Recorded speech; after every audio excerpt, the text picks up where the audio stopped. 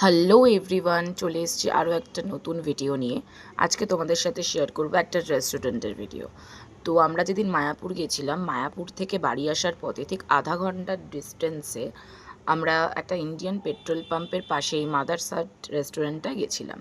ভেতরের অ্যাম্বিয়েন্সটা নিয়ে কোনো কথা হবে না, তোমরা জাস্ট দেখো। বাইরে থেকে সাদামাটা থাকলেও ভেতরের অ্যাম্বিয়েন্সটা কিন্তু অসাধারণ।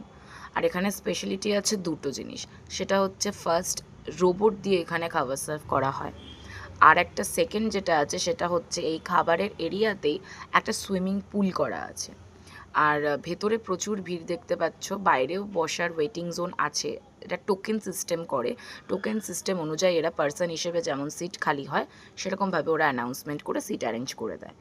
তো মেনু কার্ডটা আমি তোমাদের সাথে একটু শেয়ার করে নিই। সবটা শেয়ার করা সম্ভব না, কারণ প্রচুর আইটেম ছিল। থালি থেকে শুরু করে পার্টিকুলার কোনো ভাত বা ডাল, একটা আলাদা যেটা সেপারেশন ডিশও তোমরা অর্ডার করতে পারবে।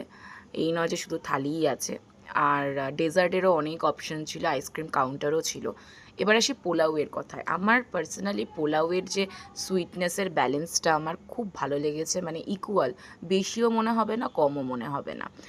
আর বিরিয়ানিটা এখানে নেওয়া হয়েছিল, বিরিয়ানি নিয়ে আমরা একটু একটু ট্রাই করেছিলাম, অসাধারণ লেগেছে বিরিয়ানিটা। কিন্তু এখানে গেলে ট্রাই করোই, মাস্ট ট্রাইড।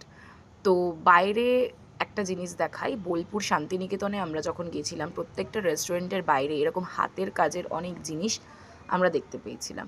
এখানেও সেম জিনিস ছিল। ওখান থেকে রিকি নিয়ে নিয়েছিল একটা ডগি, আর শ্রীকান্ত দা তার নাতির জন্য নিয়ে নিয়েছিল একটা বিড়াল। দেন আমরা বাড়ির পথে রওনা দিই। সো থ্যাঙ্কস ফর ওয়াচিং, দেখা হবে আবার নতুন একটা ভিডিও নিয়ে। ততক্ষণ টাটা।